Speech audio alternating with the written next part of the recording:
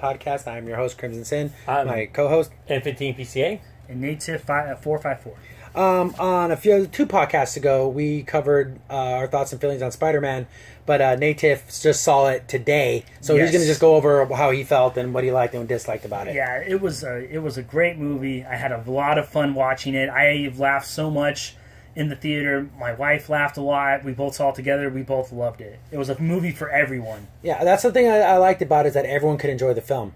I know there's some really like hardcore comic book guys that just like they really trash the film, and I'm like, guys, it almost felt like, my goodness, nothing was going to make you happy. Yeah, no, you can't please those guys. The villain was great. Yeah, the villain had heart. He understood like where he was coming from, and but it's like all good villains. I know why you're doing what you're doing, but man, you're doing it the wrong way. Yes, it was just it was so sad. It was a shocker too, like in the movie, and then seeing. And then we're going to do spoilers. Yeah. Do you want to do spoilers? I don't know. Too. We did in ours. Okay, well, I'll say spoilers. Okay. Finding out that the girl that he liked, that was her father, and I was just like shocked. And me and my wife looked at each other like, "Oh snap! Like it's gonna be awkward and weird." And then they had that. Then of course his friend being super nerdy and trying, it was great. I just loved it. It was great. And also, I'm assuming that's MJ, the new girl. Yeah, because she called her. She's like, Michelle, but my friends call me MJ. Like, oh, it's not really her. But why even say it then? You wouldn't be that cute about it. You would not be knowing how Marvel fans are. You can't throw out a name like MJ and it not be Mary Jane. Yes, and also I liked the whole Tony Stark, Peter Parker thing with the whole. It's not like he's being his father, but he's like seeing like the reason why his father had so much headaches about him, because he would do the same things. I don't want to do this. I'm old enough to do this, and he's like, gosh, I'm being like my dad now, where. You don't take things... And there was the scene's actually in one of the trailers or whatever, but you get the full context when you actually watch the film, where he's like, well, if it was so important, you'd actually be here, and he actually was. And it's like, oh, damn! Yes, I was like... Peter, you done messed up! Yeah, he's like, whoa. He's like, oh, dang. It felt real. These are mistakes. And other people complain, like, oh, he makes so many mistakes, he's so pathetic. Well, guys, he's a like high school kid who's never been Spider-Man before, so he's still learning to be Spider-Man. Yeah. So he's not going to know how to do everything, and he's going to get scared, and he's going to mess up, and he's going to trip, and he's going to fall. I like that. I loved it. I thought that was great for the character, but some people were just hating on that. I loved the fact that at that end part where he got trampled by that building, he was actually crying, because he's almost like... a boy. Yeah, because he's freaking out. He's hyperventilating. He's like, oh my gosh, I'm going to die here. Yeah.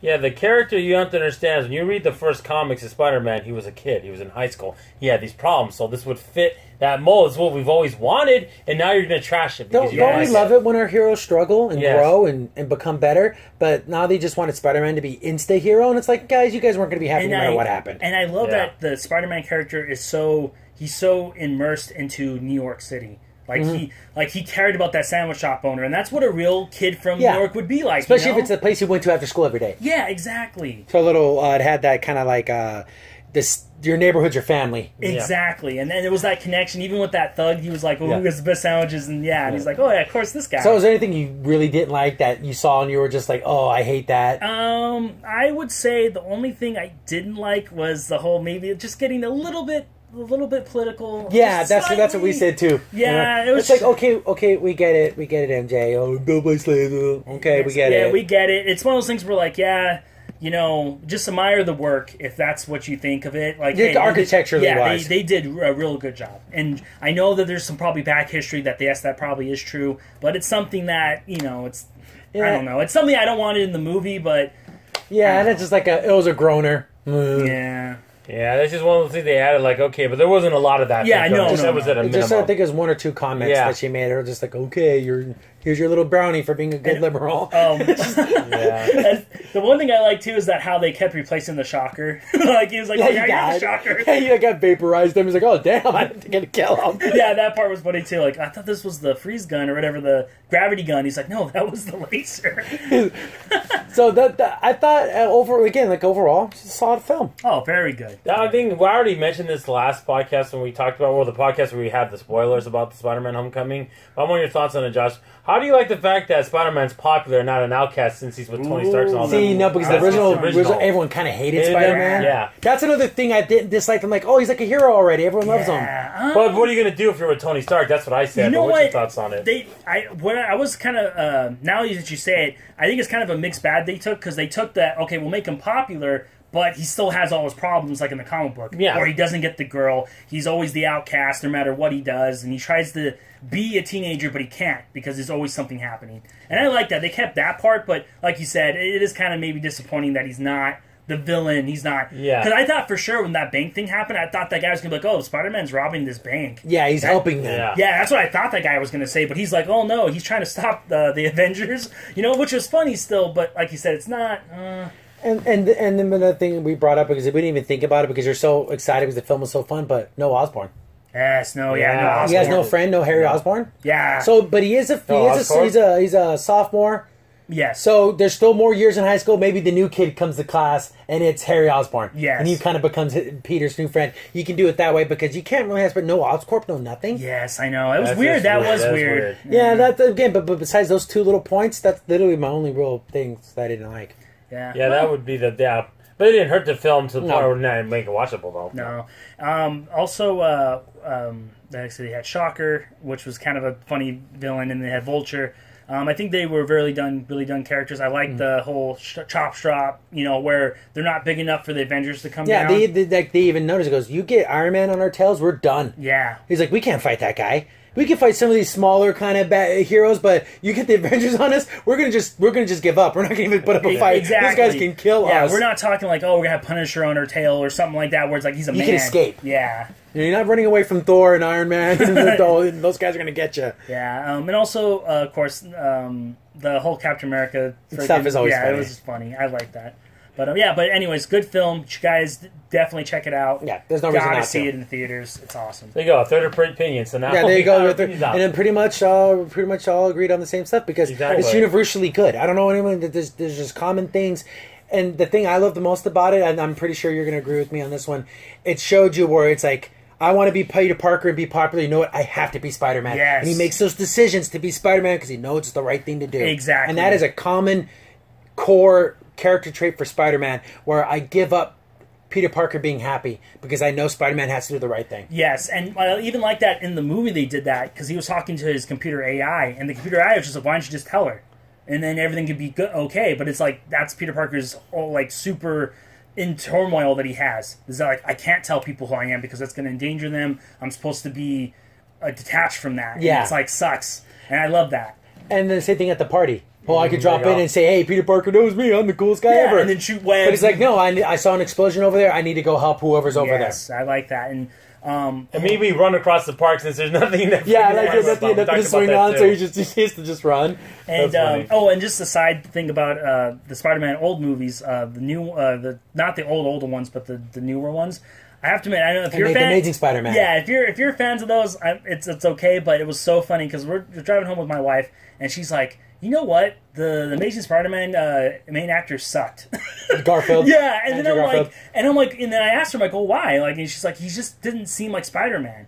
And I'm like, and that's coming from a person that's not a big Yeah, she's Marvel not a comic book person. yeah, and she's just a person that watches, movies, and she's like, yeah, he didn't have that nerdiness. I felt for this guy because he was a nerd. He was and I'm like, yeah, because the other guy is like, Spider-Man never skateboards. Like, that doesn't make... Yeah, he was too cool to be Peter Parker. Yes. Perfectly fine for Spider-Man because he can tell the jokes and be Yes. a jerk. But Peter Parker, he was too cool. Yes. he Too was handsome, lame. too cool, too great. You needed someone who's a little goofy. I think he's a good actor personally, but Yeah, it's yeah. the wrong Yes. part. The wrong Yeah, part wrong for him, part. Yeah. totally wrong part for Exactly. him. You want to see him in a good movie, Hacksaw Ridge. You see yeah. Andrew Garfield in that movie did a super great job in that. Very So I'm not hating on him as Yeah, an actor. no, no. Just I don't think it was a good role for him. Yeah. I agree with that as well. So you give it the official seal. Go see it. Yes, Yeah. I give the native official Yeah. seal. Go see it. Ding. If whatever that's worth. So over the weekend, a lot of stuff happened. The Evo tournament happened. Comic-Con's going on right now. The D23 Disney Expo wrapped up. But a lot of stuff coming out, and we're going to start with video game stuff. They announced a Sega Genesis Flashback console. It has 85 games, has a pause, rewind, and save feature built into it, just kind of like when you do a ROM when you run an Yeah, emulator. very nice. And it can use wired controllers. So if you have an old Sega Genesis controller, you just plug it right in. And it has cartridge support. And it's $80. So you're paying less than $1 a game. Exactly. And There's some games missing. There's the Streets of Rage games are missing. Some of the other this guy Golden Axe in there? Yeah, Golden Axe. All three in there. But there's all the Fantasy Stars are in there. Yes. All the Sonic the Hedgehogs are in there. All the Shining Forces. All the Shining Force. So there's a ton of content. Just alone on the Shining Force games, that's going to be what 40 hours each game. Yeah, you want to play some great strategy RPGs, like old school strategy RPGs. The Shining Force games are probably the pinnacle of that. Oh yes, exactly. Yeah. So if you're a Fire Emblem fan, you can play Shining Force all day. And then you look at something like the Super Nintendo Mini Console has 21 games and it's $80. Yeah. And you have no way to ever play any new games on it. It doesn't do cartridge support. If this thing is built well and it's not like cheaply made and it breaks and it doesn't work right, I don't know. I'm sorry. If you're a Sega fan, you're winning out on this deal. You really, truly are. Big time. Oh, and guess what? These are going to be everywhere. They're going to make a bazillion of these. And literally, they said only maybe 7 Genesis games won't play on it. You're not going to have like if you have a cartridge like that, there's a list somewhere. I'll try to dig it out. Yeah, but it's like, who's going to have those 7 games? Yeah, those weird games, probably those 10 type games. Yeah, so there's nothing important. And I guess the same company who's doing this is also making an Atari flashback. These have been in the stores before, but makes this one different. It has HDMI support, which I don't think makes any sense for Atari games, but it has, all the same features. It has a save, rewind, pause feature, bunch of built-in games, and it's $80 too.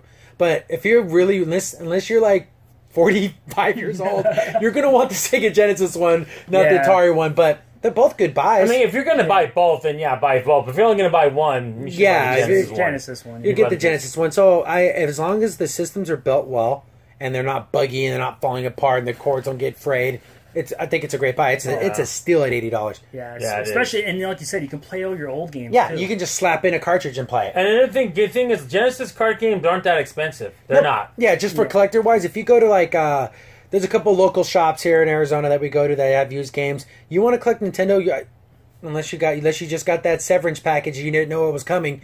So expensive. Yeah. When Contra is probably pulling down $45 to $50 for an unboxed copy of Contra. And there's millions of them out there. They made so many. It's just because it's popular. Yeah, it's sad. I remember back in the day in Nintendo games, this is like retro collecting in general, you could pick up any old school Nintendo game for about 10, maybe $12. Yes. If it was a rare game, then it was more money, of course. Exactly. But for the most part, most games were probably under $25. I remember when games were $5. Mm-hmm. Yeah, I remember buying my Ninja Gaiden for Nintendo for $5. Yeah, there's no way. It's probably $25 right now, easy. Yeah, easy. Yeah. And Ridiculous. that's like a damaged one. So if you want to be a retro collector and you want to start with Sega Genesis, this is not a bad buy to get. Because you get a bunch of the games you can play. It has HDMI out, so it's easier to record it if you have like a capture card and stuff like that because it's HDMI. And also get it too if you want to go the legal route and not get a Raspberry Pi. If you don't want to do that, I mean that's why you get this Genesis system too. So I like it in Atari. Not necessarily. I like Atari games because I grew up with the Nintendo, but I did play the Atari every now and then, and it has a charm to it. It really does. And there's Kaboom is probably my most favorite. Oh, Kaboom! Kaboom, Adventure, and Yard's Revenge are probably my top 3. Yard's Revenge is my number 1. What was the ice game in there too? Ice Climbers. No, the one with the penguins. Frostbite. Yeah, there you go. I love Ice Climbers Nintendo. Why did you even say that? Yeah, but no, I love Frostbite. And this Keystone Capers is pretty good. So there's some solid games. Like, even if you've never played an Atari, those games you just need. They're fun games. I even like the Superman game on Atari. I know a lot of people hated it, but I figured it out when I was a kid. It was fun. It actually had an ending, so you have to give it. But $80 is a little rich for me for the Atari. But but Sega Genesis, it's a great buy. And you know what? Coming out this year sometime, probably Christmas times when this thing's going to come out. Yeah, and not to be mean to Atari, you could probably wait a little bit on that. Maybe it'll go down in price. You'll find it probably in a discount at Walmart or whatever. For like $30. Or oddly enough, Bed Bath & Beyond. Yeah, that's all Walgreens. Walgreens sells them. Yeah. So that's the thing about this thing. They sell them everywhere, unlike the Super Nintendo Mini, which they only made 7 of them, and they thought, oh, whoopsie daisy, we did it again.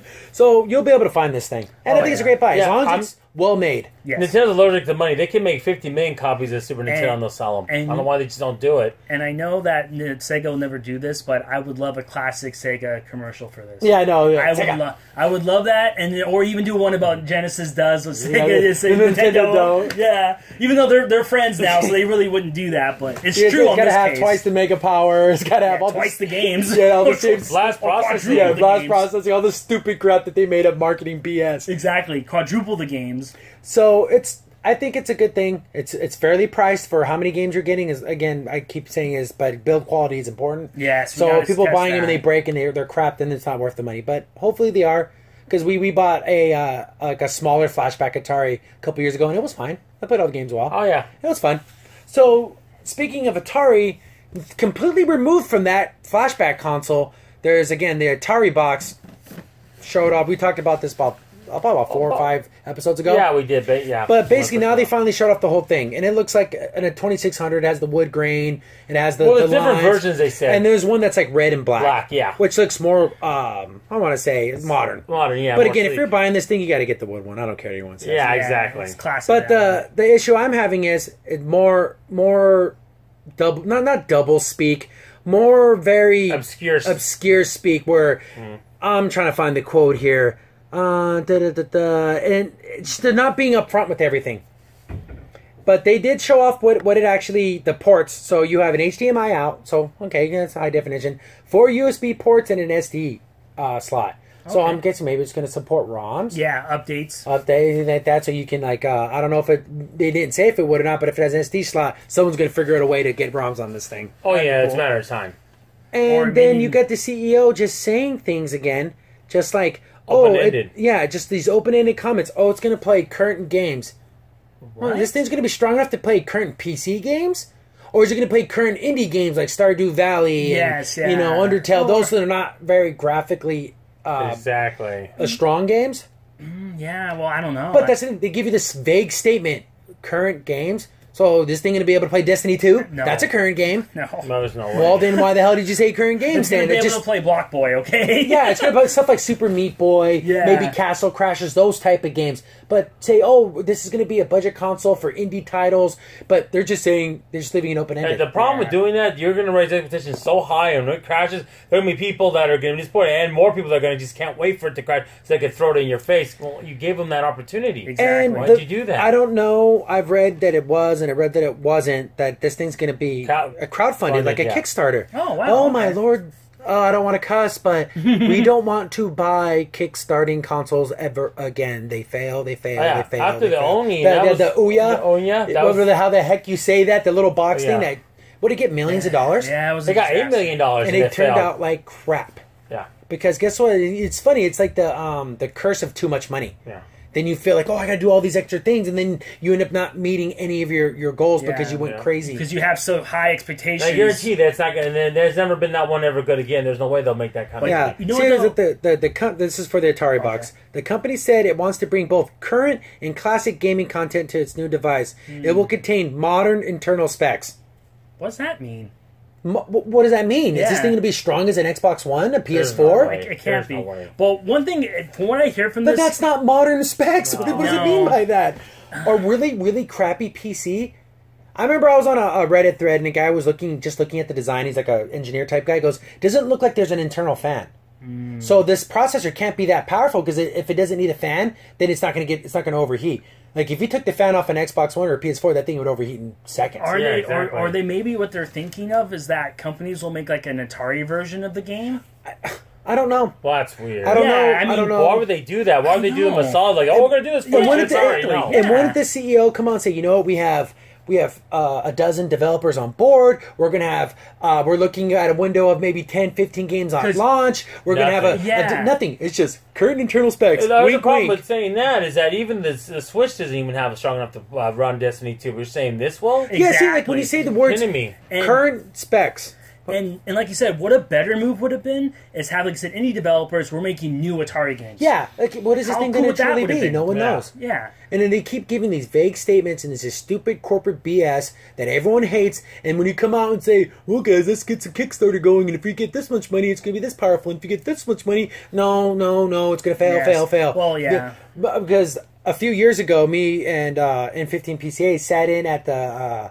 it was when it was the Chameleon. Yeah, the Chameleon. They had a Game on Expo. A Game on Expo in Mesa, Arizona, and they had like a presentation, and we're sitting there listening to the guy pitch it, and we're like, that's really expensive for what we're not getting. And then talking about, we're going to have special edition colors, and no, that's stupid. You gotta wait until it's successful first. Yeah, before you start doing things like that. Well, from what I remember, is basically the guy ended up buying the friggin' like the Atari Jaguar mold. Shell, and he was more happy about making colors. Not, I want what's inside the game, not what's the outside. Yeah, this feels like. I feel like I'm getting bamboozled again. And also, that's a bad omen to buy Jaguar. Okay, because it was cheap. Yeah, don't do that. I guess apparently some dentist company was using the shell for like one of their like X-ray machines. So certain if you go to a dentist's office, you might see an Atari Jaguar shell. Exactly. Yeah, it's so silly. As long as it doesn't growl at me, I think I'll be good. Yeah, right.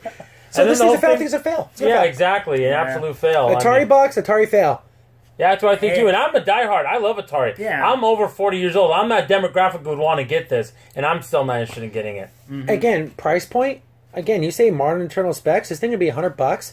If it's 150, 200, you're out of your mind. Yeah, and once you start climbing that ladder, you're looking at Nintendo Switch is $300, right? Yeah. So you're saying this thing it can't be that expensive. I'd be out of their minds if this thing was like $300. Yeah. Because why would anyone in their right mind buy this and not a Nintendo Switch? Again, exactly. There's no cooling fan. There's no. So how can they have modern specs? Because There's just no by way. looking at the design, that's just someone on Reddit who said he was a engineer guy and he went in with a lot of details. So I'm pretty sure he knows what he's talking about. It doesn't look like it does.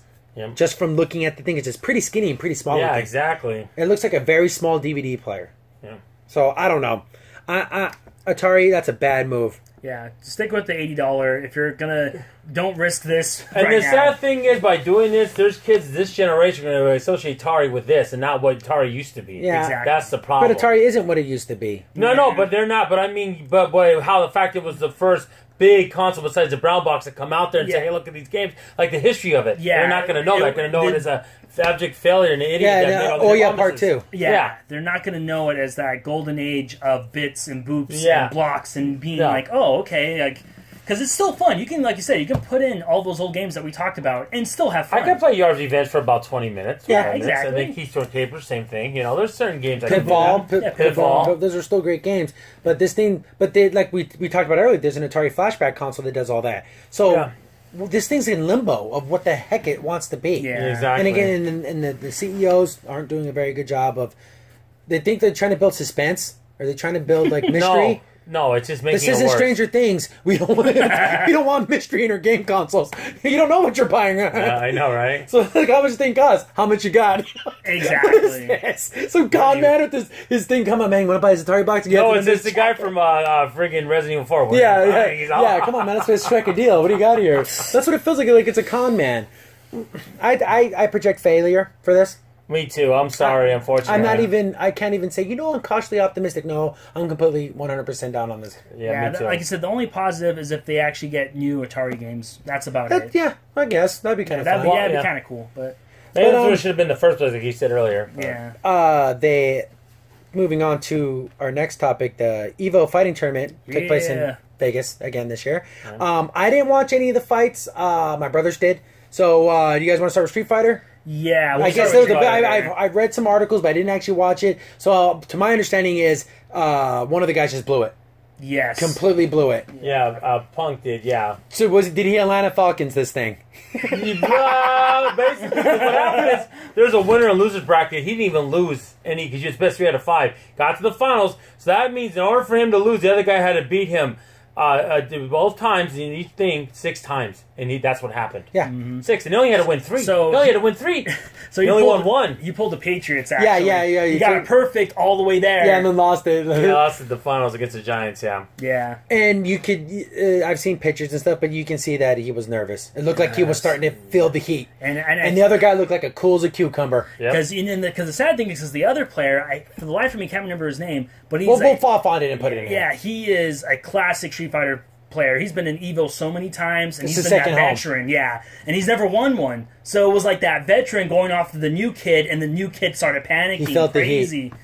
And he was a Kuma, and he was just so aggressive. And just got in there and destroyed him. And that's what I think everyone loved, is that because in fighting games, there's people that play defensive and offensive, and people love it when people are offensive. And if you know your opponent is struggling, you just keep attacking those weaknesses, and you make him mess up. And one of the highlights, he did the Raging Demon to him on stage at Evo, and everyone was like, I saw that too. That was and he was doing taunts. Like, he was really getting in the mind of the players as he went back from the loser bracket to the freaking...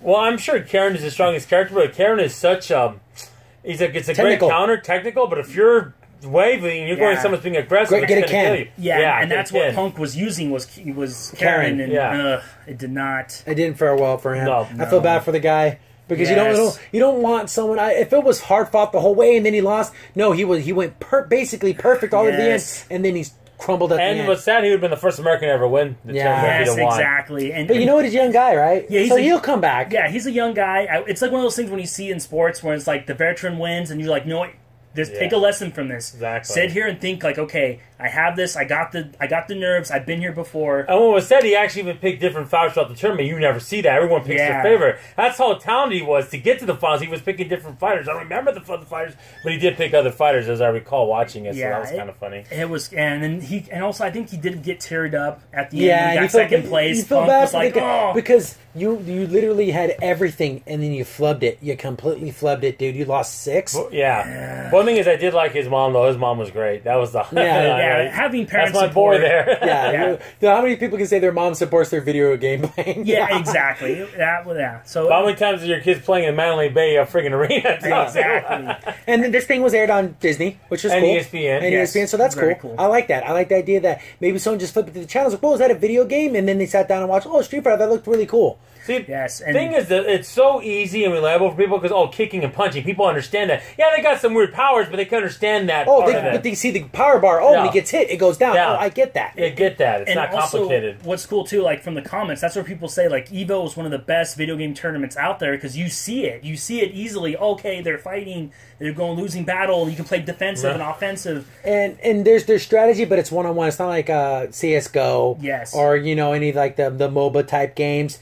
It's just really hard to watch if you don't know all the lingo and all the strategies. It's like, what am I looking at? Like, if you were to show me a game of cricket, I couldn't tell you if someone was winning or losing because I don't get it. League of Legends especially. Yeah, you'd be like, the MOBA. You'd be like, well, what's happening? I don't understand this. And then if someone said some weird lingo, you'd be like, okay, whatever that means. I don't know. And the only thing about fighting games is, and then airing it on something like Disney Channel, is I heard that there was like a little kerfuffle with...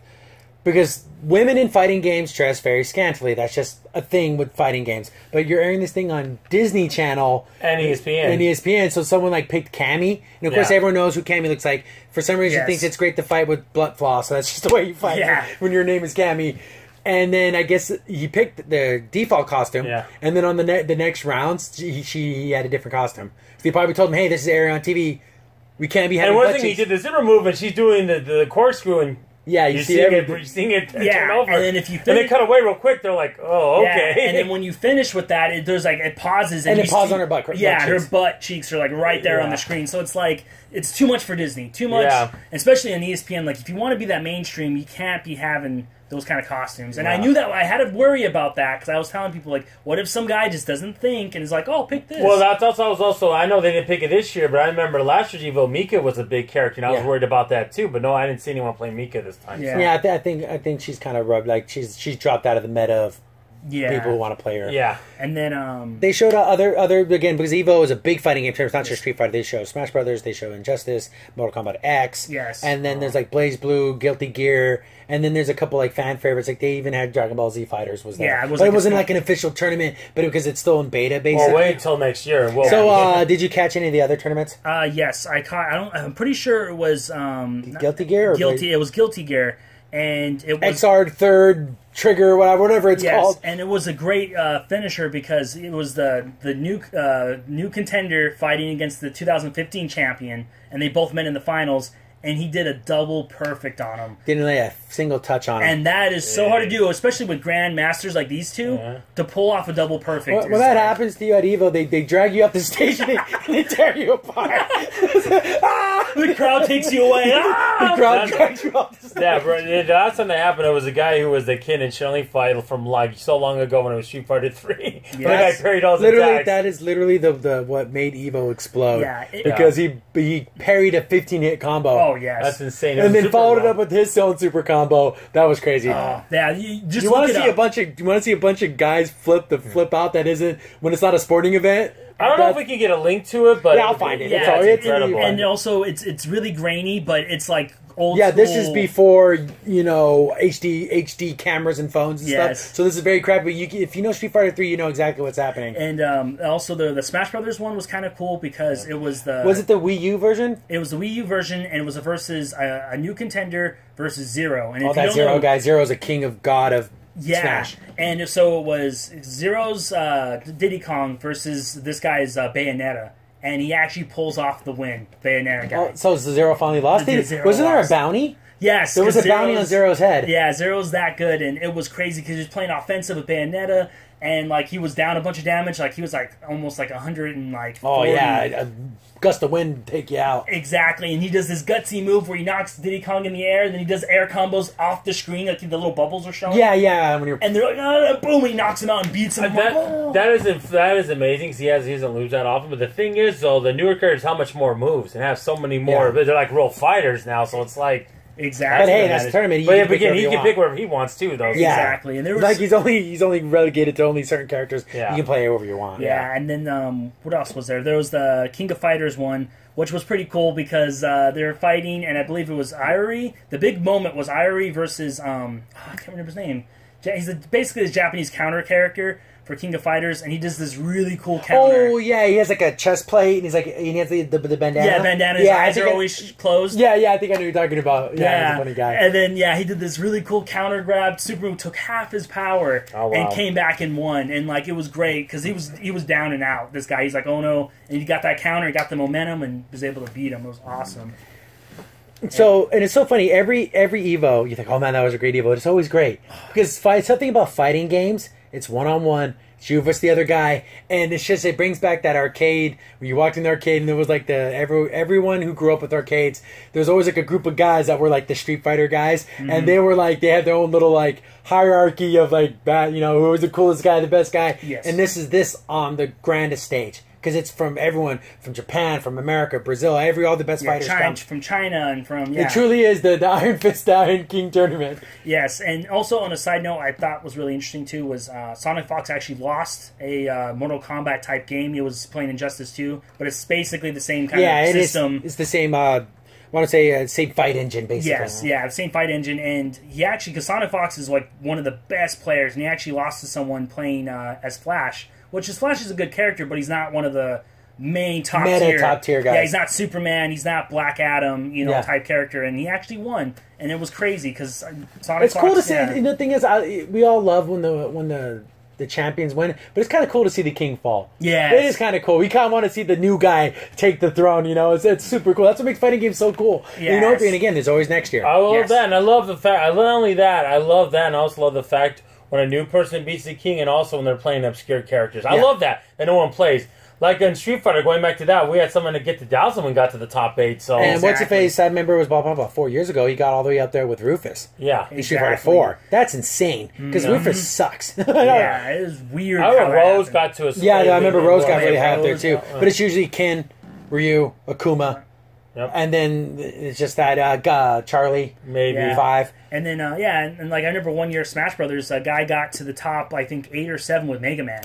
Which is tough. Yeah, which is usually going to be for Smash Brothers is going to be like the Samuses, the freaking Diddy Kongs, some of the sword characters, Marth and Ike and those kind of guys because they're more technical. Yes, and Mega Man's almost just like a fun character. Yeah, he's the keep away guy, but he was doing some crazy things in that tournament.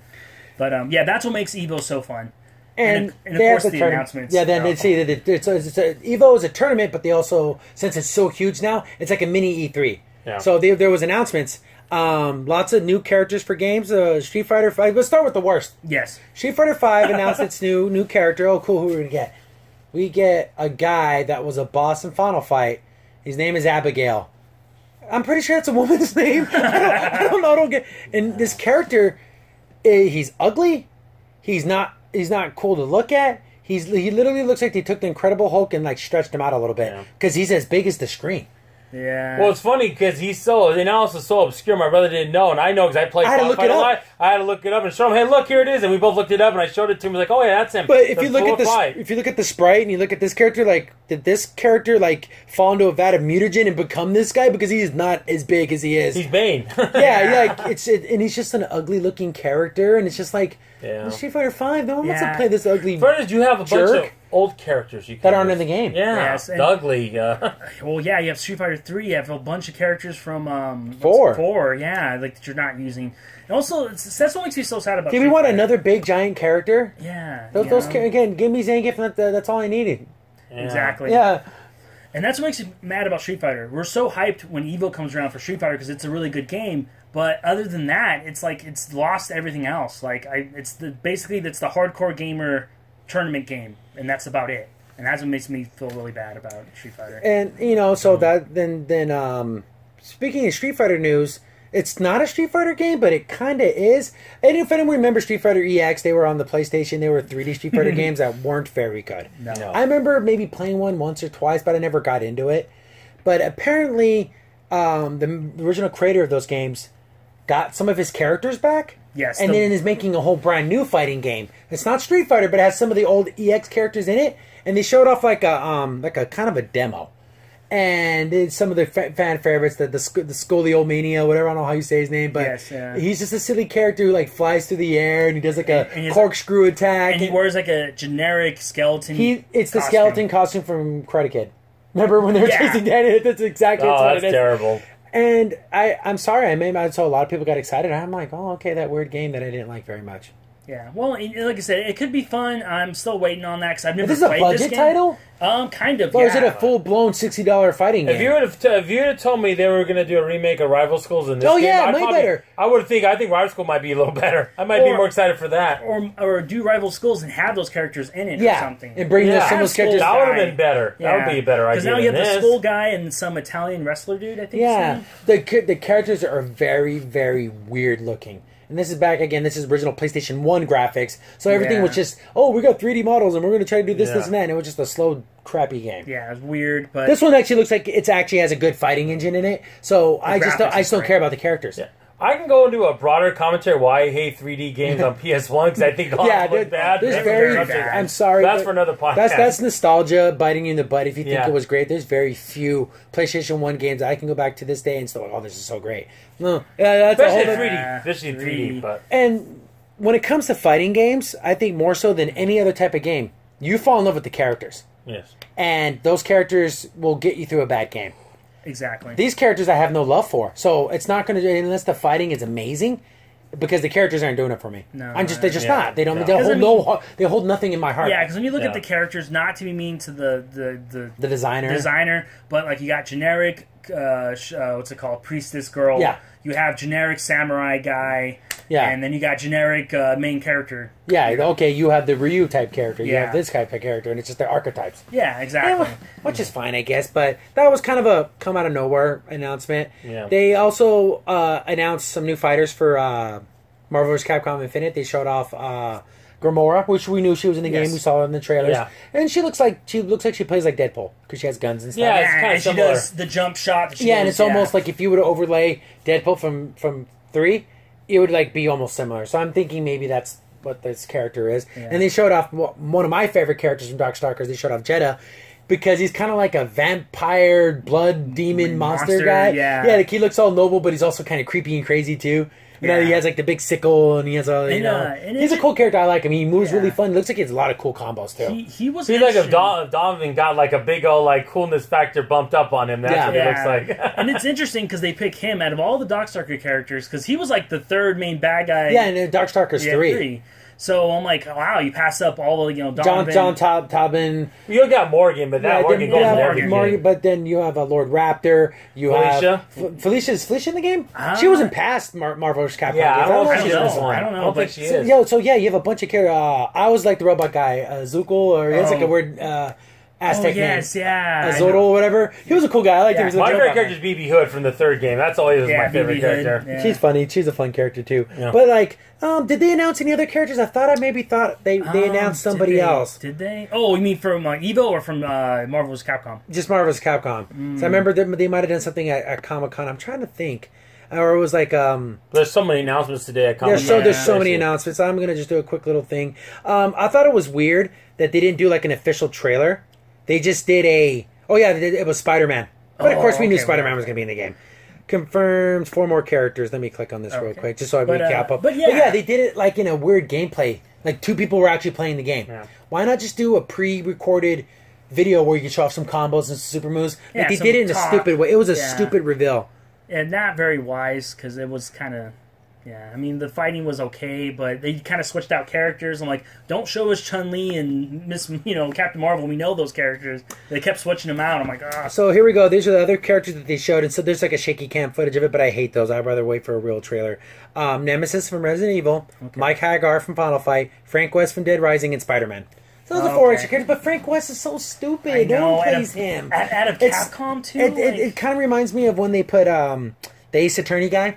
Yes. No one plays him. Phoenix Wright? Yeah, Phoenix Wright. No one plays him. It's just stupid. People always like to play him just for his super move. Yeah, he's like, he finds all the evidence and then, you're guilty. Because it does a lot of damage. But you have to find it's stupid how you do it. It's really dumb. You have to find all the evidence and then, Well, I remember Frank West, when he was in Catwoman Tatsunoko, made more sense because you had Tatsunoko on the other end. So you had to have a silly character to match it, but Capcom has Marvel here. There's way more better characters. Oh, yeah, and Capcom, you can pull out so many. I'd rather have Captain Commando come back. Yeah, Captain Commando. I love Captain Commando. Was like my man. Yeah. Strider, Captain Commando was like my team. I love those. You just get Bionic Commando, sorry. Yeah, you get Bionic Commando, the silly version of Bionic Commando with hot dog arm. But you know what? If you just get the classic skin, he's the classic. Yeah, Super Joe. Super Joey's all...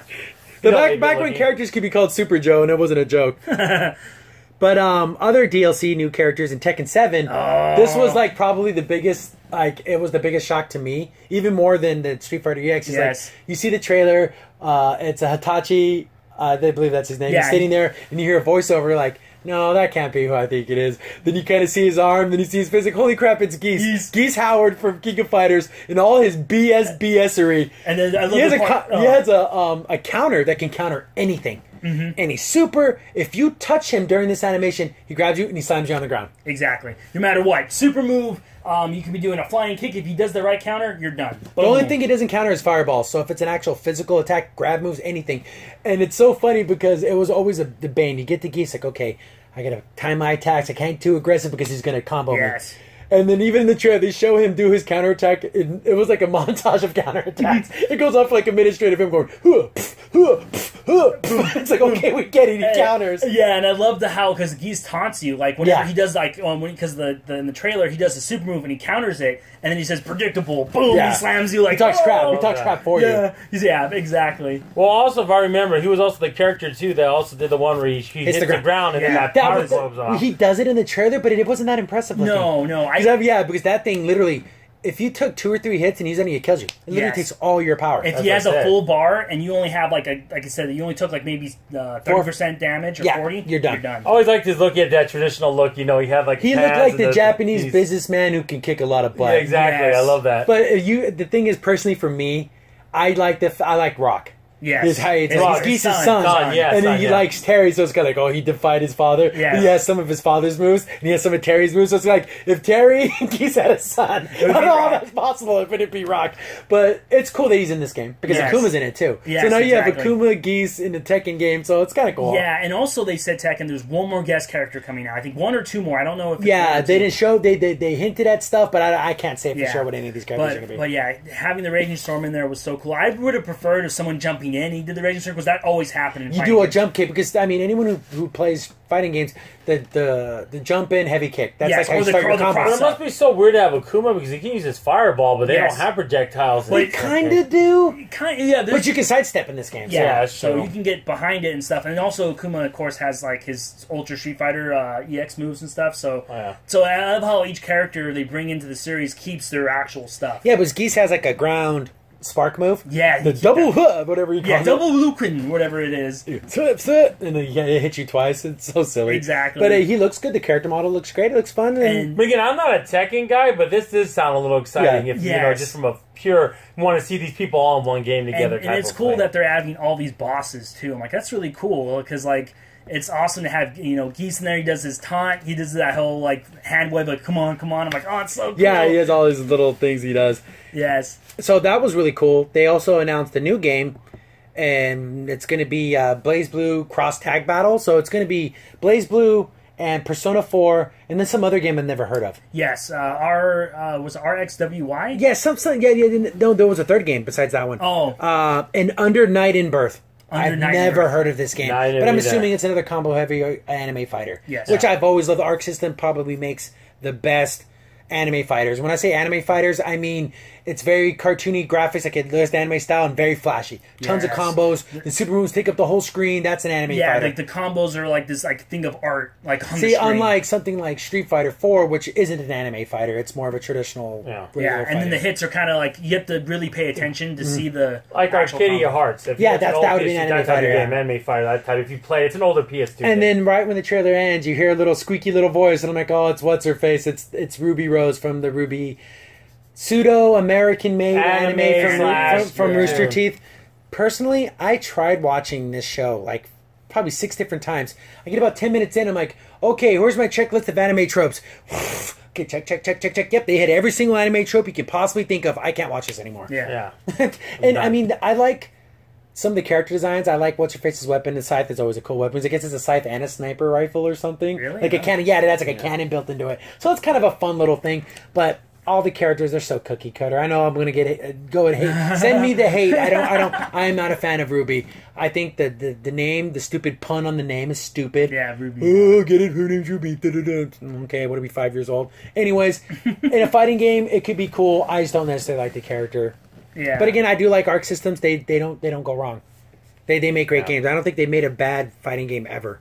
Yeah, all their fighting games are great. Blaze Blue was a hit, and if it follows that formula, it's going to be fun. I had to do that. Okay. So, also at EVO, they showed off... So we went over the DLC characters. Another thing. It's not necessarily... It wasn't fighting game news per se, but it came out around the same time. I guess Mega Man is making a movie, and they found the director and writer. I am worried because the director of the films directed Paranormal Activity 3 and 4. Oh, no. And those movies suck. I mean, the first one, like Blair Witch, it had its charm because of the way it was shot. But it's like, okay, and they did it again. And they did it again. And they did it again. And he did the last two. So the tread is off those tires for Paranormal Activity. And this is the guy that it's a tandem team. So hopefully the second guy's better. It is Harry Jost and Ariel Schluman. I'm pretty sure I'm saying that wrong, but I'll put it up on there if you know how to pronounce it.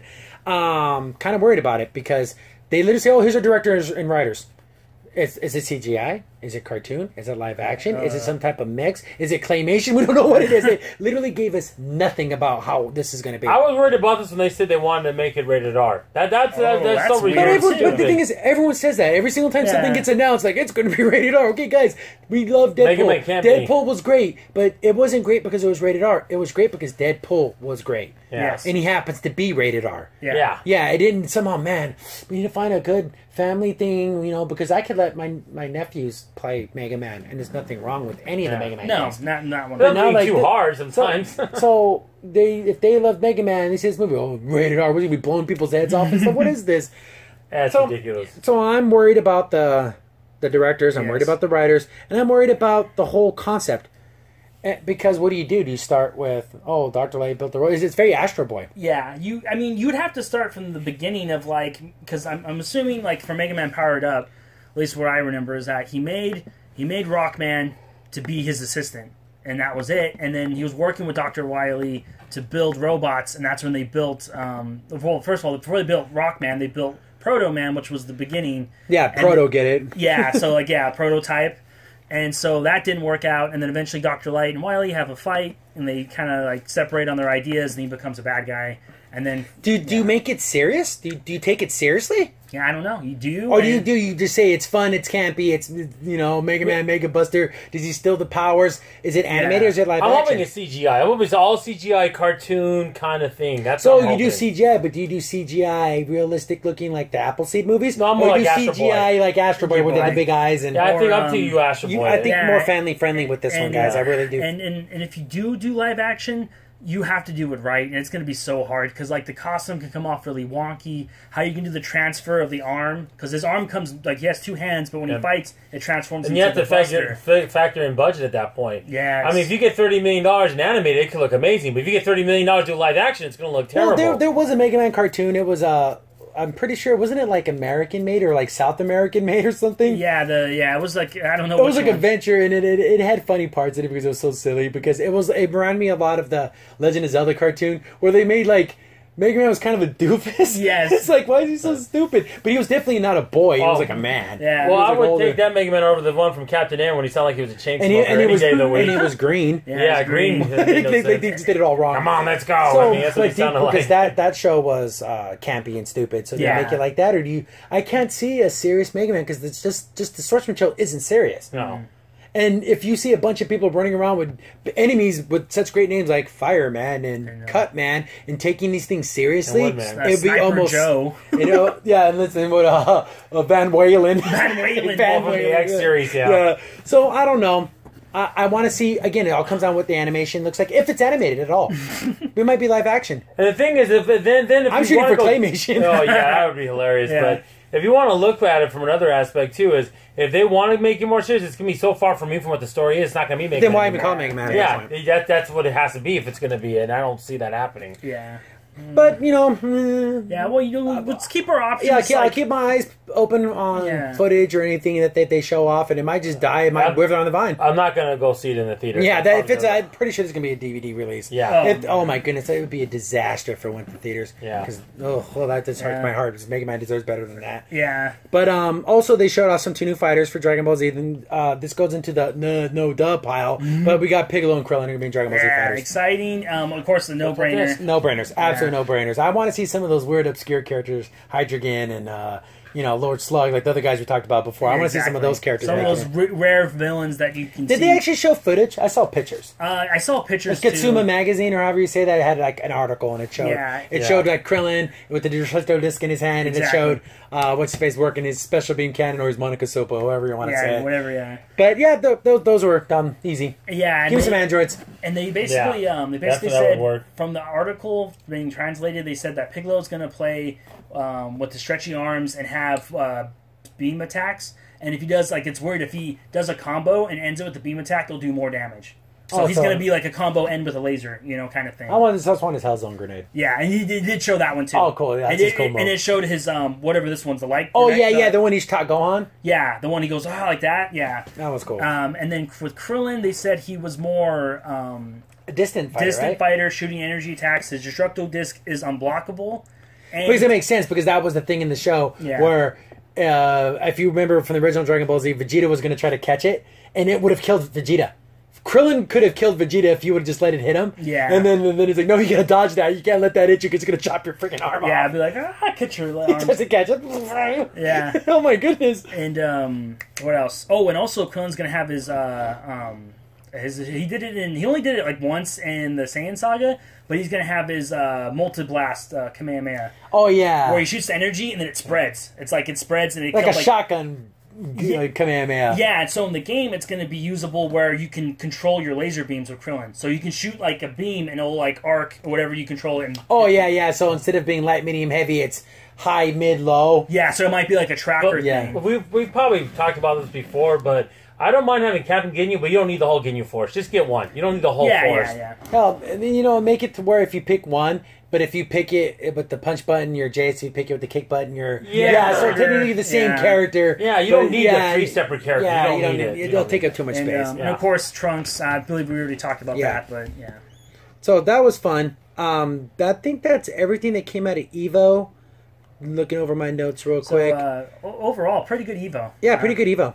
That was cool. Again, every Evo's fun. Oh, yeah. If you're even a casual fan of fighting games, especially if you're into Street Fighter, you will get to know these top fighters because they have personalities. It's great. Oh, it's wonderful. You'll love it. This is where video games deserve to be. When people say video games need to be like sports and stuff, you watch Evo and you can see, these guys train super hard. Exactly, and it's always a sold out event. There's tons of people there. It's not like it's more than League of Legends. There's more than that. And the thing is, this is popular, but League of Legends is so much more popular. But I don't get it. I mean, this place is selling out a basketball arena, but League of Legends sell out soccer stadiums in South Korea. It's insane. I could never go see that. 100,000 people watching. I don't get it. I tried to play a couple of these kind of mobile games, but I just cannot. They're not my thing. Yeah. I pride myself on being a gamer that plays all types of games. MOBAs is literally my least favorite kind of game. Yeah, it's kind of that weird. It's right there with Farming Simulator for me. It's not my thing. It's not meant for me. Or flight simulators. Yeah, that's kind of not really my... Now, we're not talking like Harvest Moon, where, that's not too bad. We're talking literally Farm Simulator 2017. Exactly. We're talking that. And we're not real talking generic. we're not talking about Ace Combat here either. We're talking about literally flying. So, yeah. And some more video game stuff. Again, Kingdom Hearts 3 showed off a trailer, Toy Story line. Yeah. Which is fun. I'm not a fan. It's just really funny to hear Toy Story characters speak Japanese. That's just funny. Exactly. Woody in Japanese. That's so, they couldn't even get subtitles on it? Come on, guys. I mean, they couldn't get Tom Hanks out of whatever he's not doing right now. Exactly. But, if you're a fan of Kingdom Hearts, I guess it's for you. I played a little bit of the first one, and I played a little bit of the one that was on the DS, Daydream, whatever it was called. Yeah. The Kingdom Hearts games always have weird titles. But I don't know. I know there's a guy named Sora. I know he has a key sword, and that's all I know. No, there's Mickey Mouse. And I know Mickey Mouse shows up in Donald Duck and Goofy are your characters, and you go to different Disney worlds, and your powers change depending on what world you're in. Yeah. So this one looks like it's going to have Toy Story World, which is fine. If you're into it, you're probably super excited. But the hype was insane. I'm like, guys, it just, to me, I don't get it. You can like it, but it's not for me. It's clearly not my thing. Also, I was showed off at the D23, and they showed off this weird Marvel's Powers United. It's a virtual reality game, and you put on a virtual reality helmet, and they showed off. The trailer was like a non-gameplay trailer. It was like one of those fake, how Nintendo does those trailers of people playing video games. So this is just like that. You see a couple of people, and they put on a helmet. One person picks the Hulk. One person picks Rocket. One person picks Captain Marvel. Captain Marvel has to be in everything. But and it looks like every other VR game. Your robots come at you and you blast them. Yeah. That's every single VR game. It didn't have to be Marvel. It could just be like you can't move around in VR. Power moves. Because it's just because I actually tried VR a couple of times and it's fun, but I wouldn't pay $600 for a setup. But it's hard to do movement because when you have it so close to your eyes, you want to move your body, but you need to use the sticks, and then you look with your head, so you feel disconnected from your body. Maybe if you play it a lot, you'll get used to it. But I feel disconnected from what I'm doing because you can be looking left and running right. Imagine doing that in real life, you just fall over. But it's just weird. I don't know.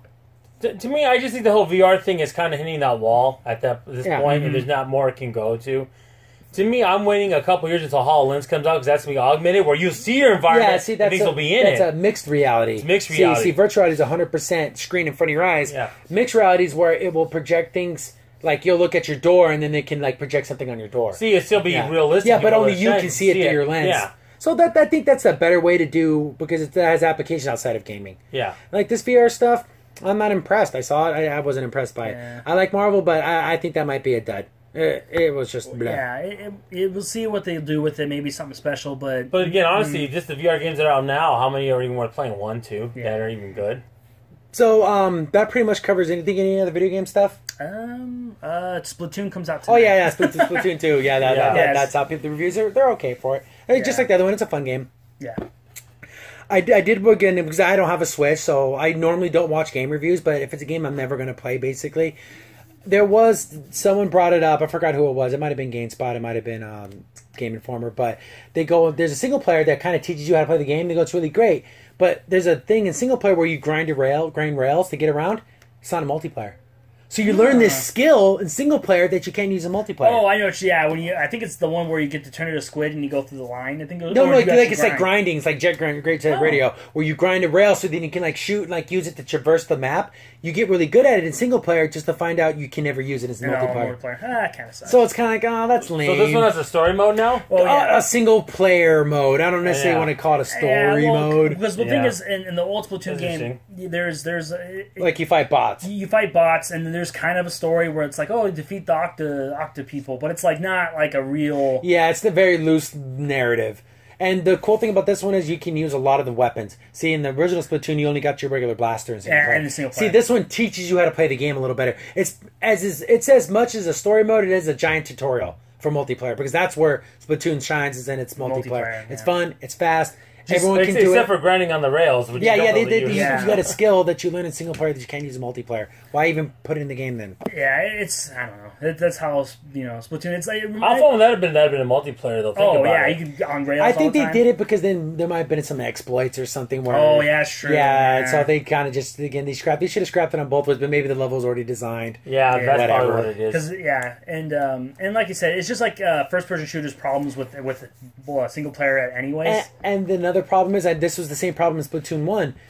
Whatever weapon you start the match with, you're stuck with it the whole match. Yeah, you can't. So what if you get into a group of people and everyone's using the same weapon? Well, you want a good variety. Yeah, if everyone's using a paintbrush to roll, you kind of only need one roller. Yeah, and if you have 4 of them, Yeah, you dumped your team. Yeah. But that's how Nintendo, and I guess speaking of other video game news, the Nintendo app for voice chat came out. It came out. And it's complete trash. Your phone has to be on the whole time. So the screen has to be on. Like, no, you can dim the screen, like turn off the screen. Yeah. But no, it has to be running. It drains the battery of your Joy-Con. It drains the battery of your phone. It's just a mess. Nintendo, it's just you need to hire someone that knows internet and knows how to make things, for internet, because that's horrible. So, Destiny. Destiny 2. I played the Destiny 2 beta today, about an hour ago, and if you were to have told me this is the new expansion for Destiny 1, I'd believe you, because it didn't feel like a sequel. Nah. It doesn't. The graphics are a little bit better than the sound. I don't think the sounds are better. Yes. Like when you get that when your guns, when you shoot, every gun has its own kind of way it feels, but that's just sound design. I mean, it's nothing huge. Your supers charge really slow. Yeah, really slow. Oof. It just felt okay. I played the single player mission, I played the strike, and I played both multiplayer maps. I only did each thing one time, and I don't feel compelled to go back and do it again. Yeah, I don't. I'm sorry. Well, I read online, Joshua. I don't know why does this irritate me, but it irritates me. I'm on the Destiny Reddit. I'm not going to name people's names, but I'm reading through the thing. Oh, I played the strike 36 times now. 36 times? Nah.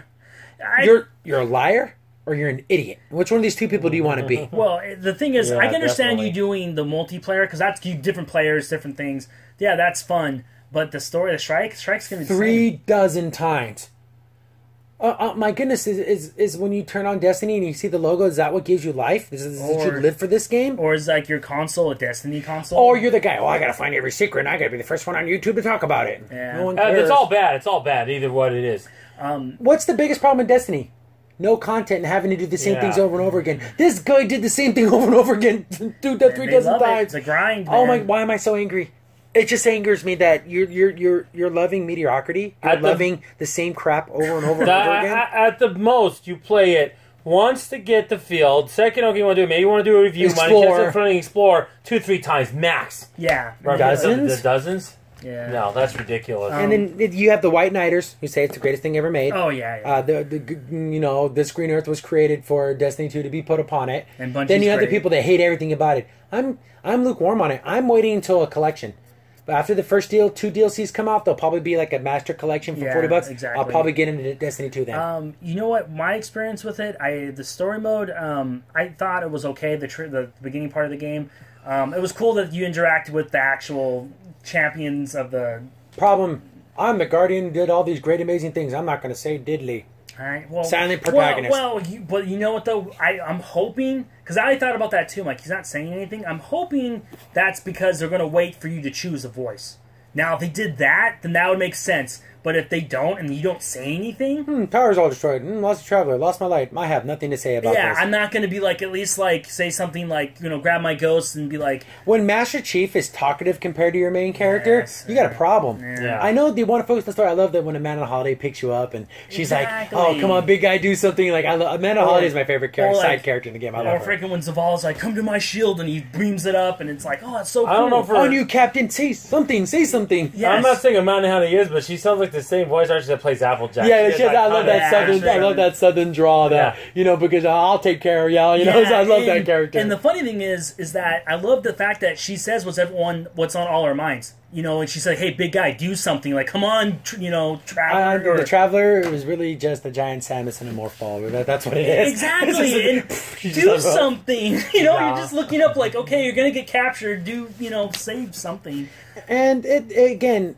I don't want to drop $60 on this. I No. really don't Yeah, want to drop $60 on this. I'd say wait and see if, like I said, they added some new things. Probably next year when we'll probably Yeah, get whenever the 2 DLCs come out, and then they'll do the collection like before it was the House of Wolves and the Dark Below. Yeah. I think So and then there was a collection, and then there was the 2 other things that didn't make a I collection. want to say the 2 new ones are going to be. I think it said Osiris and something else. Yeah, Or probably something Vex related. Yeah, like that. Vex related. Yeah. So yeah, and like I said, my story of it, I did like that part. I love because I played the Titan. My Titan's my favorite character to play. The special ability. Yeah, the special ability for the barricade, very nice. I liked it in multiplayer. It was great because I got to be that defensive Titan thing without having a bubble shield. Yeah, so you can shoot.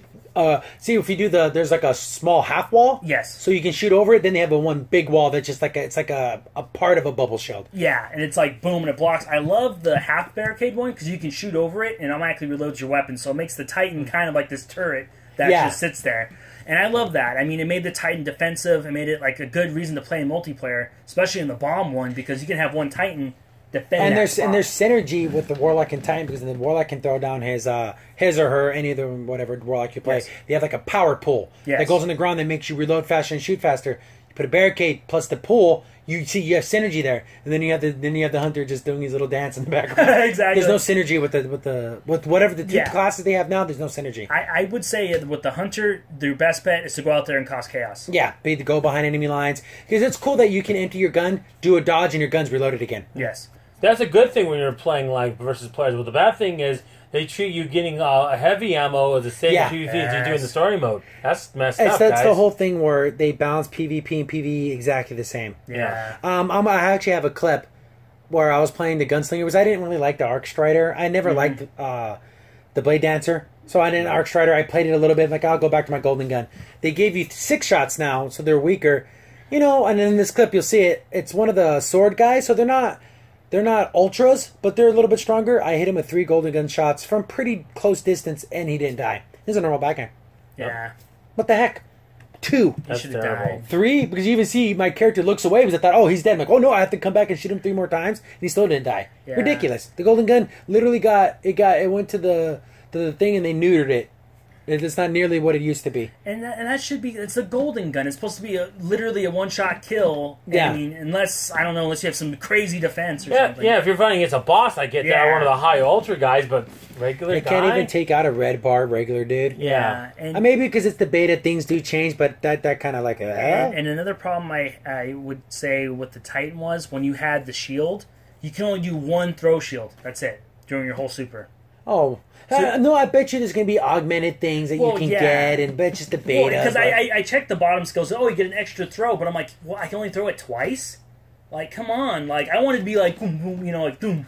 Jump in the, remember in Ninja Gaiden, Shinobi 3, jump in the air and you throw like 50 That's it. You're talking about doing your super, right? Yeah. Well, I think the reason why is when you had the hammer throw, you could throw it as many times as you want. Maybe they want to limit it. Yeah, it was like 6 or 7 throws. Yeah. But I mean, come on, at least like maybe 3 before it runs out, or make it like expend a lot of your, Well, it bounces off enemies too, right? Yeah. So like maybe you can get more bounces, and they'll figure out a way. But I literally, I've walked away from this beta unimpressed. I'm just unimpressed. I'm sorry, I just am.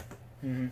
Yeah, and like I said, multiplayer was fun, but I can do multiplayer in other games. And me and my brothers here played Destiny. Yeah, 2,000 plus hours on my account. easy. Yes. But it doesn't matter. We're not interested. I haven't downloaded it yet, and I don't know if I want to from the way these guys are talking. I don't know. I mean, give it a shot because if something's free and it's a downloadable thing, I don't want to be the kind of jerk who didn't at least give a video game a chance. Yeah. I gave it a chance, was unimpressed. I am not buying this day one. Yeah, and that's what I feel about it too. It's just, it sucks because we like Destiny a lot, but it's just they made some really silly choices.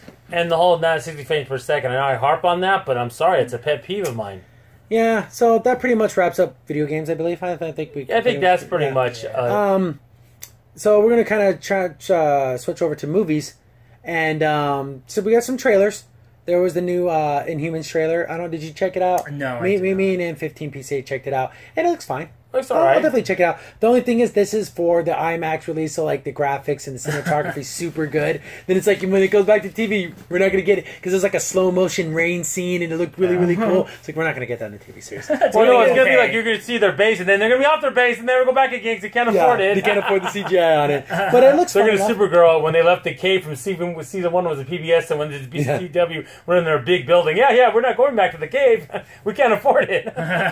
Which I think is gonna happen, but the story's good. I like Black Bolt. He's a cool character. I like he's a super powerful character. I like him. They shot off some of Medusa's moves, like her hair, and it looks good. It didn't look stupid or janky. It's pretty cool. So I'm looking forward to it. Looks good. Yeah, exactly. I agree with you on there. Again, they also showed off some stuff for Gifted. Now I remember the name of it. Okay. That's the mutant one, and they showed off some of the characters and stuff. It looks okay. I think Inhumans looks more interesting to me. Yeah, I think than Gifted does. Even though I love the X-Men, and the Gifted just looks okay. Yeah. The other thing I have to say, even though don't get me wrong, and this isn't a knock on Fox and I think besides that before they've been knocking out with Marvel, especially with the mutants and all that, is that it seems like even though they're in the same world, like their movie characters aren't connected to these characters. As for like on the MCU side, they are connected. It seems like it seems more of a synergy. Like I know we've said that word already before, but that kind of it works together. Yeah, it's exactly. I don't think Fox doesn't feel that way, even though they are. It just doesn't seem like that. Yeah, like we were saying about Spider-Man, like how you had Captain America in those videos. Like, why can't we have something with like with those X-Men characters talking about, oh, there was an attack or some mutants broken into this thing? And there's a school in upstate New York that will take us in. Something. Let's look at some more of that. I know they mentioned Magneto and they mentioned the Brotherhood of Mutants, but I want to see it too. Yes. Yeah, a little bit. Come on, you just give me a second. Give me 5 seconds. That's all I'm asking. Yeah. So that's another TV news. You saw? I didn't see it, but you saw some more stuff from Star Trek Discovery. Yes, I did. And you showed me some of the pictures. The Klingons do not look like Klingons. No, they don't. In any way, shape, or form, they do not look like Klingons. I'm so hoping it's a mutation. They're like a separatist or something. Yeah, like they separated from the other Klingons, and they're more aggressive, and they don't like the Federation do something. Because if they make the Klingons look the way they do, they look too sci-fi-y. They look like enemies from Stargate. Yeah, they look cyborgish. Yeah, almost. It's super weird. I don't like the way it looks. They shot off some of the ships. Yeah, the what are these junkers? Yeah, Did they build these out of space trash? Especially the Klingon ship. It has no, like... The ships look better in Mission Space Theater, okay? Yeah, I'm sorry. I have to agree. They look so bad. And then, and like I said, the concept art of that monster you showed me, like down on that planet. It doesn't look like Star Trek. It looks like Star Wars. Yeah. I see This is going to be like, when she's on, remember when they're both on the captain and the first officer on that planet, and then you see it real quick and they get beamed out. If it's something like that, fine. But if that becomes like a main bad guy or like some kind of like, that's not Star Trek. See, because Star Trek, they would go on adventures, but the enemies were never like animals. They were always like other species that were sentient. The aliens, yeah, they could talk to, and there was back and forth. And there might even be a cloud sometimes, but it was a sentient cloud, but not just like, let's go eradicate this monster. That's not Star Trek. No. It's just so weird. Yeah. And the funny thing is, I guess it was at Comic-Con, but it wasn't at Comic-Con. No, it was at a museum like 3 blocks away from it. What? Well, at least the Discovery part as well, because probably couldn't afford it. It's probably cheaper to rent out an art museum. And also at the same time, if you can't even get Star Trek on a Comic-Con floor, how does Paramount or CBS Paramount think about this? Yeah, that's what I was thinking too. Not good. It's not good. It can't be good if they're willing to say, you know what, guys, let's do it 3 blocks away. But they have other Star Trek things on the floor, so that makes it even look worse. I mean, it's like, what's going on It's almost like they're ashamed of it. Like, put it in the museum. My hand's floating above the red alert button. It was on the yellow button last time. Now it's like I'm massaging the outer ring of it. Again, another designs I saw, the ship Discovery, nothing exciting about it. Boring, bland, dark, danky. That's not Star Trek, especially in the era they're in. Like, I don't want to harp on that, but in 2250, it's supposed to more look like Kirk's time now. Mm-hmm. Yes. Bright, colorful, more beats exactly. and bloops. It's supposed to look like that, not what they have. That looks like Archer's time. That doesn't look like their time. It doesn't look like Kirk's timeline. It just doesn't. Yeah. And in other movie, might be a TV show, might be a movie, don't know what it is, but I guess Tom McFarlane posted on his Facebook page for tomorrow, so we'll probably do a mini video tomorrow because we love Spawn. So we're going to hear something about Spawn. Is it a TV series? Is it a movie? Is it a new animated series? We don't know, but we're going to know something. He said it's going to be a movie, but that's all he said. Is it an animated movie? We don't know. There's so many questions. Yeah, and Spawn's... He showed a cardboard box. Which is interesting. It's almost like, what are you, a bum asking for change? The funny thing is, because my N50PC actually met I met him twice. And he's like, "Oh yeah, we got the Spawn series is coming out soon," and that was like 10 years ago. Yeah. Oh, the anime series. He actually had a trailer in San Diego Comic-Con of all places in 2006 for it, and then nothing came of it because there's so many legal rights between I think HBO and I think maybe Showtime, and they're fighting over it, and it's just a big mess. Yeah. To show it. I believe the original, from what I understood, the original concept they wanted to go low budget. Make it kind of like, because there's two characters in the Spawn world called Sam and Twitch, and they're cops. They're detectives. They're detectives, and Sam is he's not a dirty cop, he's just a lazy cop, but he's a good man. He's a brute kind of guy, but he's a good. But he's not gonna plant drugs on a guy. No. He's not gonna beat up an innocent person. You may think he looks that way from his exterior, but he's actually a good person. And then Twitch is like that straight lace. Oh, he's a cop. Arrow. He can recite the police code, ARS codes from top to bottom. Yes. And they start hearing about these murders in these areas, and like, okay, they're just who cares? Gangsters killing gangsters.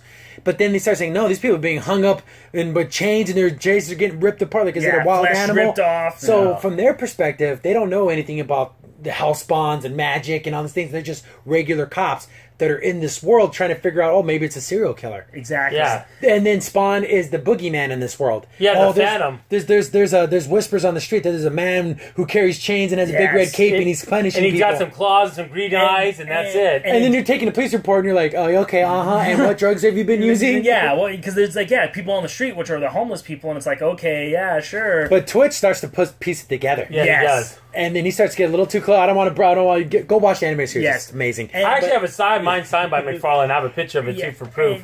I could post it in this video. I would love that low budget style. Yeah. I think it would fit it better. New Line Cinema, I'm there, man. It's perfect. Yeah, and it would. And also, what's great about it too is that it adds more mystery to the fact that you find, because like I said, they do the more digging into it. It's like, these guys are dying, are murderers and bad people, so it's like, what's going on here? Yeah, this isn't just regular gang violence. Yeah. And the way these people are being killed is almost like sacrificial. Like, so what's going on here? There's a cult, and then, like you said, it brings the intrigue of the two detectives of like, what the freak's going on? And I just love how Sam gives Twitch a bunch of crap all the time, but he cares about the guy. Oh, yeah. So I want to talk about it, but I want to be spoiler free. Yes. But there's scenes where you see Sam actually like, whoa, he's actually a really good cop. Yeah. He's not just that lazy guy. We're going to get lunch break. I think besides Spawn, because he's my favorite character of Image, McFarlane, I think he's a genius for making the character.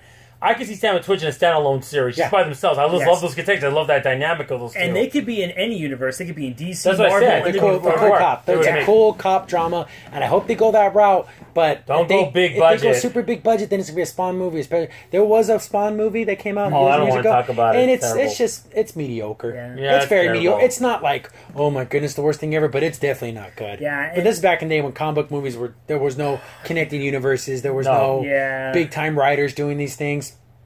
But hope tomorrow we'll find out. Yeah. At 2:00 it's going to be on Facebook. So he'll do a full post. So just just do Facebook, Todd McFarlane, and you'll run into it. Yeah. And I hope it's, like you said, like a TV series or a movie, because there's always, with Spawn and with Todd McFarlane, there's always been this like mystery. Because even like he was even talking with Dave Boone, who does Mortal Kombat, because people were kind of hyped to have Spawn in the Mortal Kombat world. And then that kind of fell through because even Boone was talking about it. He's like, oh, what character do you want? And it had like all these characters that had Spawn. Spawn, Violator. There's a lot of cool characters in the Spawn world that lend themselves to cool action scenes. Yes. But they also lend themselves to cool monster in the closet, evil thing. Yeah. Because there's some nasty people in this world that have done terrible things. Yes, and so like there's like Violator, and then the clown guy. Once you get to that part, even the angels are even that. Yeah, even the angels are pretty bad in this. And so it's cool. It's a cool world. It deserves to be told. People need to know about it. I think it's a great design. It's that gothic. Yes. It's that 90s look, but it's timeless. It's still cool. It's like how Ghost Rider's cool. Spawn's cool. He's a cool looking guy. There's another character named Jade in the series. When you look at her, she looks like Orchid from Killer Instinct. I swear they probably got the idea from her. Very by the green color. It's very color. much. Yeah. And speaking about Spawn, the most iconic thing about him is that cape too. He has one of the best capes in comic book, whatever you want to say, history. It's Batman, Superman, Spawn. I think have the coolest capes. Yes. Oh yeah, definitely. And the thing about Spawn is, I just love Spawn in general. And I'll be honest with you. Is the fact, even though he got all this evil power, he's doing good with it. Yes. He has all this, because again... he was a soldier, he was a Marine. You have free will. Even though Malboja can whisper in his ear and haunt his dreams, which is terrible, and trick him, he can still fight it. He can still have the ability to overcome it. Yes. So that's cool. I'm hoping it's the low-budget angle. I don't necessarily want a high budget thing. Or maybe it's a Netflix series. That'd be cool too. Yeah. Oh, if Netflix had watched that in a heartbeat, yeah, I'll definitely give it a shot. But we'll find out tomorrow. Yep. Animated series would be the best outcome of that, but we'll see. And then kind of staking in the cool directors kind of world, Guillermo del Toro has a new movie out called The Shape of Water. And I was thinking, oh, cool, I'm going to get scared. It's going to be a cool, scary monster movie. And it's kind of like a friendship love movie. Yeah, it's like a... And only a way that Del Toro could do it. Yes. Basic setup, this looks like it's the 40s? 50s? Probably, yeah. There's a lady who's a mute. She can't speak, so she can hear and do everything else. And she works at like a science lab. Looks like BioShock. Yes. If you know the aesthetics of BioShock. So she goes and mops and cleans up. But I guess there's like a sea creature that these people captured. Yeah. And then she kind of becomes friends with it. Like, because she can't speak, so she has to use like sign language and motions and hand gestures, and then he starts to understand, and they kind of become friends. And she feels all alone in this world. Mm-hmm. You could tell that she's isolated because she can't speak, and only very few people who know sign language and some of her close friends know her. But we're talking about the 40s, yeah. So that wasn't a common thing. And she's kind of a mousy, little smaller woman, so she gets treated like crap. And then she kind of like finds a budding friendship with this sea creature. Yes, he looks like the Black Lagoon. Yeah, but like the sleeker version, the Y2K version of the creature. The one that works out a little bit, gets sleek. Yeah.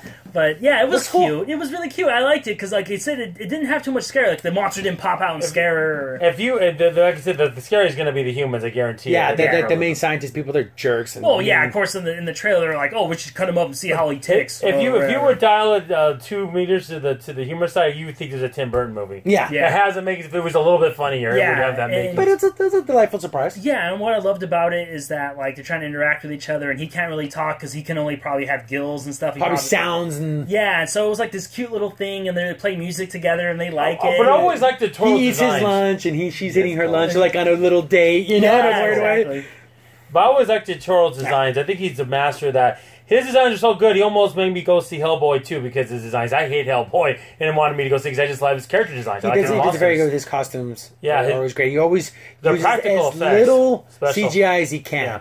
I know there's some underwater scenes in this movie that are obviously CGI, but the creature is a man in a suit, which is cool. Yeah. I like that aesthetic. I like that you can feel it's tactile. We would all, I believe, I speak for all of us, we would all recommend Pan's Labyrinth. Oh, excellent. That's another Del Toro film. It's, again, excellent. I don't want to give the plot away, but it's a great film. Just watch it. It's great. I went to go see it in the theater. I was a little shocked at first it was subtitle, but I was fine. I rolled out. Oh, yeah, it was great. It was great. And like you said, and also the creature in the movie, I love the fact that because it's real, he seems slimy. Yeah, I like that. How you would think a sea merman thing would be, like he has spines and his... Yeah, and I like the contrast. I mean, I don't know if the trailer had it in the front, but I love how he's like this kind of bluish, and then she wears like that red dress. So it kind of has that.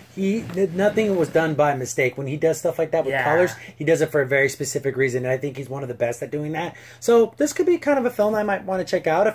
It's a Fox Spotlight, so it's not it's kind of like on their independent label. But I thought they did a great job. Oh, yeah. The Shape of Water.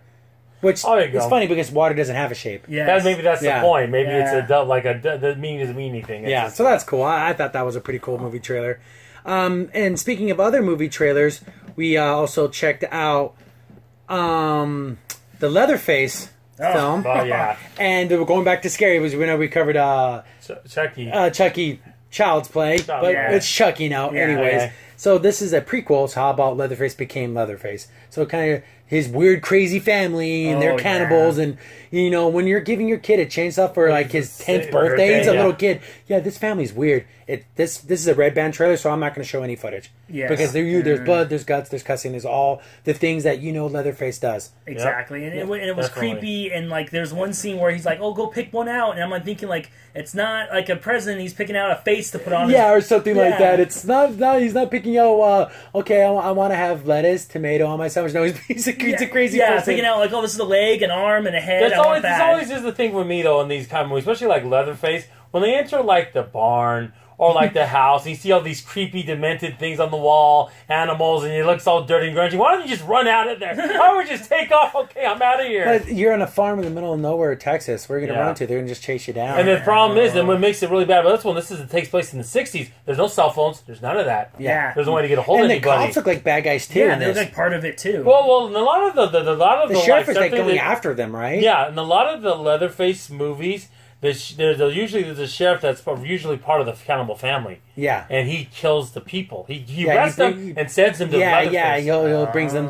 basically their livestock. Yeah. And then, of course, there's the classic scene in the trailer where he's like, looks like he's like 17, like not fully Leatherface, but he's chasing this girl. And the girl's running through the forest, and you hear the chainsaw. Yeah, that classic. It's like, oh. So if you love blood and guts, yeah, it's the movie for you. And yeah, just bad situations. And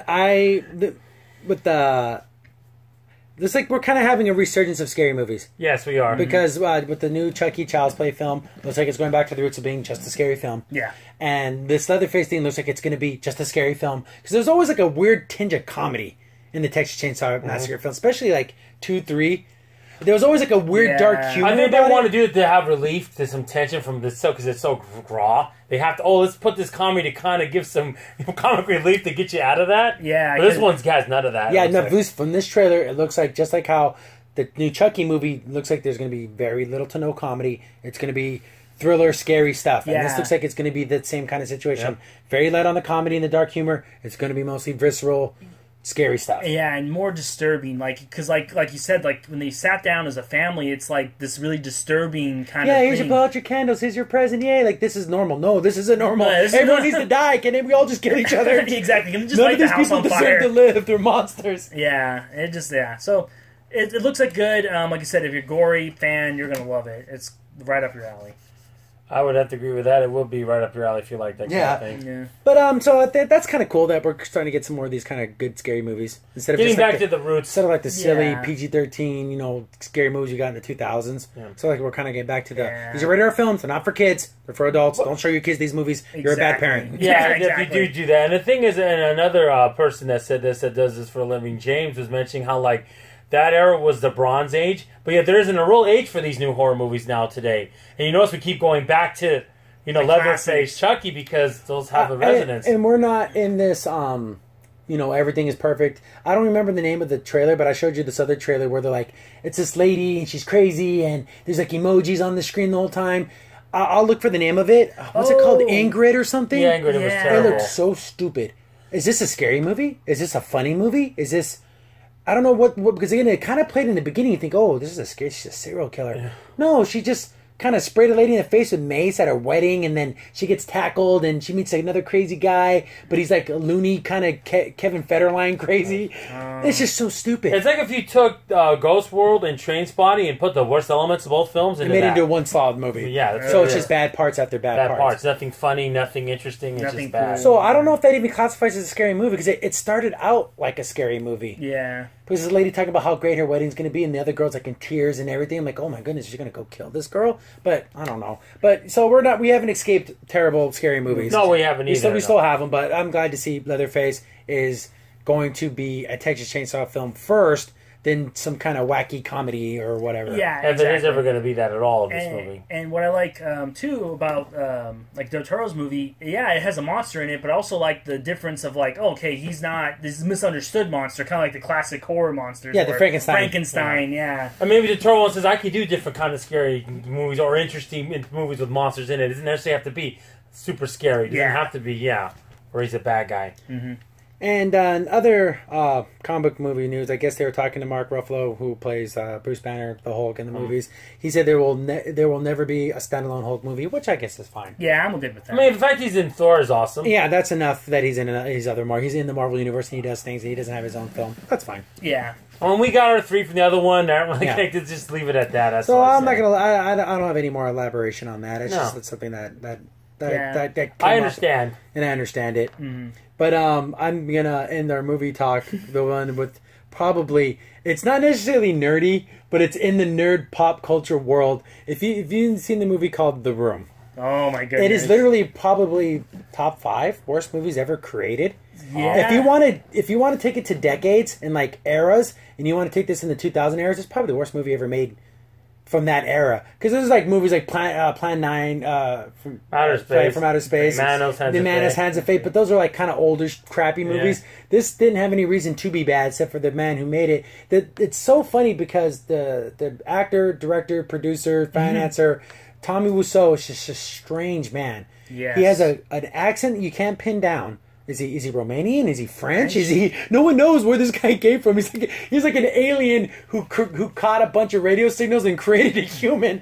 And it's this man who made a movie called The Room, and it was supposed to be kind of like this drama film about this guy, and his life's on the thing, and his girlfriend's cheating on him, and it's supposed to be like this big emotional film, and it's just a complete utter mess. Guy cannot act one bit. I discovered this film by watching a Nostalgia Critic video up on it.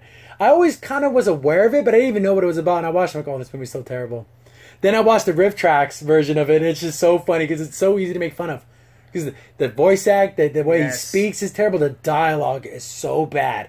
If you were just to read the script out loud, you'd be like, okay, you said the same thing 4 times in a row. You don't need to keep saying the same thing four times in a row. And it's terrible. And the speaking between his friends is like unrealistic. Because like have a conversation. Literally, one of the scenes is where he's like, "Oh, I just made a big deal with this banker guy," and he's like, "Oh, cool, tell me about it." "I can't tell you that. That's confidential." Then literally, like 2 seconds pass. "So how's your sex life?" Like, who does that? Who would do so that? weird. If you weren't going to talk about the bank deal, don't write it into the script. It's like real life where this came up and you had to deal with it. No, you making the world. You invent the words. You don't have to say things that don't need to. Exactly. Like, at one point, they pointed out too, like when they're wearing all the tuxes. Oh, you think you're going to a wedding? No, they're not even going to a wedding. Yeah, there's a scene where they're playing football wearing tuxedos. I think there must have been missing footage or a scene that never got put into the film because why are they wearing tuxedos? And the next scene they're not wearing tuxedos, and it's just. And the guy they asked him originally says, "I wanted it to look nice" or something. Yeah, he thought it was like fancy or something. This guy is crazy. If you just look up Tommy Wiseau, he's done interviews and stuff. He's a crazy dude. Yeah, that's funny. And well, the reason why I'm bringing up any of this is the co-actor in the film. He plays the character named Mark in the film, and him and Tommy Wiseau were best friends, kinda in college. And they went to film school together, and then he's like, hey, they were roommates, and he's like, yeah, this crazy guy has some money, he wants to make a movie. Well, we're in film school, let's make this movie. And he had enough money to make a real film, and then it was almost like it was a mystery where he got this money from.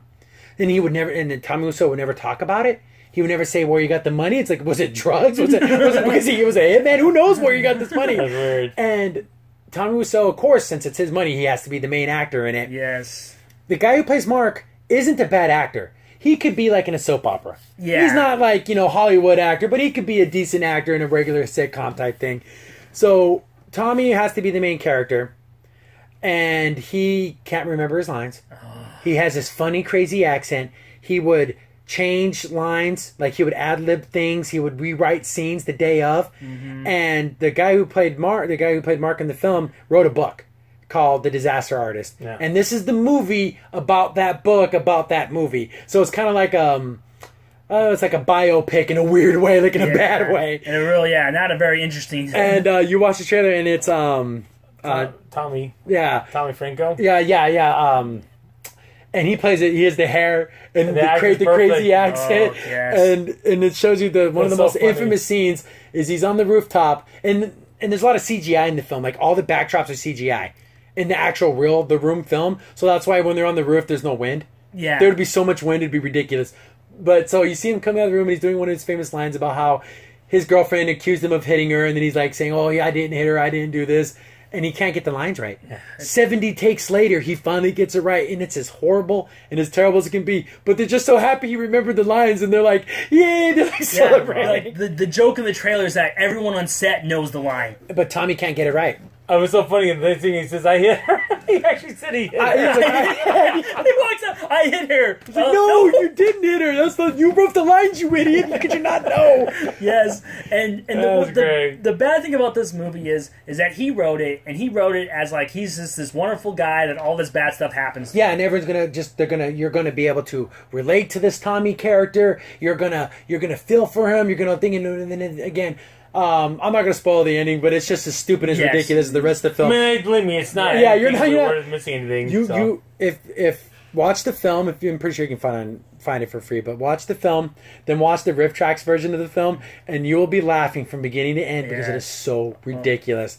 And the Nostalgia Critic did like a review of the movie too, and it's also hilarious because it's just so bad. You can't imagine that someone put money into this. Someone thought this was good Tommy thought he was making a good film. Yes, he did. He honestly thought this is going to be, an American movie classic. Didn't he say that in the book I was seeing? Yeah, he said it was going to be the next American Graffiti. Yeah. Are you out of your damn mind? This movie's so bad. He's going to be the next American garbage. Oh, yeah. The only reason anyone remembers it because now I can remember because of this movie they're doing now, and Riptrack's making fun of it. Yeah. That's why everyone remembers it. It's literally one of the worst movies ever made. Yeah. Because movies that are this bad usually stop production and then a movie never gets finished. But it's his money though. It's his money, and he kept pushing it.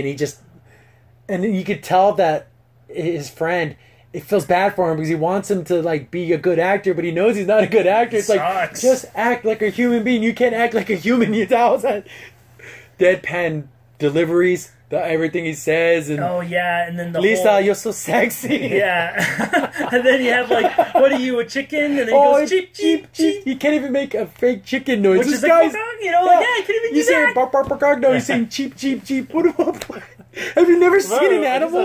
Yes, and then and even when his comebacks, I think I know more than you think, Mark. And then there's random characters that just come into the situation, like his other banker friend that you only see in one scene. Yeah, and then he's gone. You never see him again. Like, what was that guy? And there's we didn't even mention there's a kid that hangs out with Tommy and his girlfriend, and he's like a special needs kid. It's never said in the film that he's special needs. Like he has Asperger's or something. Yes. But they never say it in the film. But I remember reading interviews with Tommy Wiseau. He's like, oh yeah, that he was supposed to be like a special needs child that Tommy was taking care of. Yes. Or Johnny. His name is Johnny in the film, but his real name is Tommy. He had to pick a name that was super similar to his own. Yes. Tommy, Johnny. And it's super weird because there's lots of scenes with Tommy and his girlfriend making out, and this kid is hanging out in the room while they're making out. Yeah. You're 15. You needed this ain't no peep show. Yeah. There's even a scene where the kid comes over and he's like, I just wanted to see you, which is his girlfriend. And then he's like, oh, before they can I have a kiss? Like, this is getting creepy here. And wasn't it 4 times in the movie where she's cheating on him, or trying to, and she tried to get talked out of by his mom. Yeah, yeah, and the mom has cancer. And it had four times the same conversation. Okay, we don't only see this anymore. Yeah, I don't love him anymore, mother. And then she's like, well, you have to be, truthful to your husband, and it's just, and it's the scene to scene, it's just a disjointed mess of a film. Yes, and it's just funny to see. They're not. This film isn't a comedy. It is literally what happened on set. Yeah. So you're laughing with oh my goodness. It's like watching a movie, but nothing but the outtakes. Yeah, all the flubs ups. Yeah, all the B-roll. Yeah. It must be funny for an actor as good as to do it on that. To do it so bad, to be so horrible at something. That must be funny. And not be able to laugh and not to be like, oh my gosh, this guy's a moron.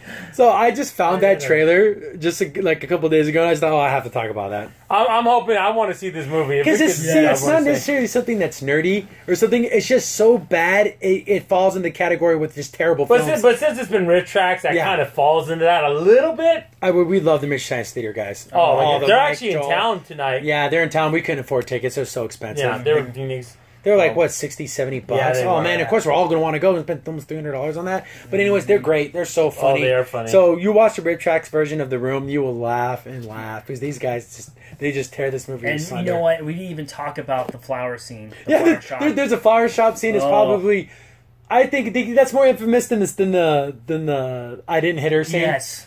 Oh, because he's always buying gifts for his girlfriend. Yes. And she's so sexy. Oh, I love you so much. Oh, I bought you flowers. It's always that over and over again. He's such a good guy. He buys flowers. Everyone in town loves him. And, he's just the bank, they steal my ideas. Yeah, exactly. Like you said, he's supposed to be this perfect... investment banker guy, right? Yeah. And he's supposed to be this perfect guy, but then the world just hates him. Yeah, the world came down on him and ruined his life. No, Tommy, you ruined your life because you're a piece of garbage. That's funny. Oh man, I just had to bring up this. He's just a hard guy. You feel bad for him because he's not a bad person. He's just an eccentric guy. He's just a weird person. Yeah, he's just a weirdo. And he thought this was gonna work. And almost in a weird, innocent kind of way, like a little kid. Yeah, that's why you can't get mad at him, It's almost like you can't fault him because, he's a 5-year-old in a man's body. Even after when he got the lines right, even though he acted him horribly, they all hug him and said, hey. And when you watch this thing on the movie making of it, because it's just, they felt so bad for the guy, Mm-hmm. Yeah. Oh, I can't believe I forgot this. I did catch a trailer for, I grew up in the 90s. I was a Nick kid. And the trailer for Rocko's Modern Life, they're bringing it back. Nice. And again, the trailer basically you see Heifer. Oh, what's the turtle guy's name? I'm nauseous. No, I'm nauseous. Is it Sheldon? It's something like that. In Rocco, they're like, "Oh, we're back," and then they're looking around the world, and it's like modern times. Like, I don't think we're in the '90s anymore, guys.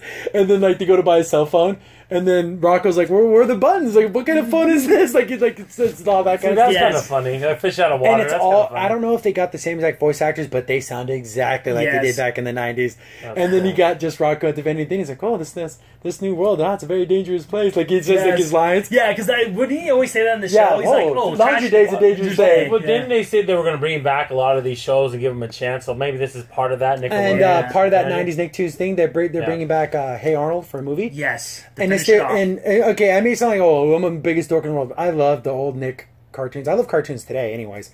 But the screwed up thing. Quick story about Hey Arnold, the creator, hit series on Nickelodeon. They're like, hey, we want a movie. He's like, oh, I kind of have this script that I want to put out there about Arnold finding his parents. They're like, oh, no, we're going to do this environmental episode.